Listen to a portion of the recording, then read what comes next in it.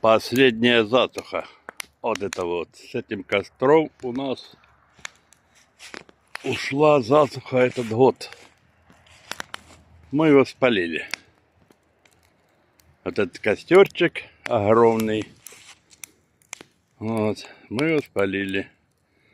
Так что забудем этот год. Он был слишком жаркий.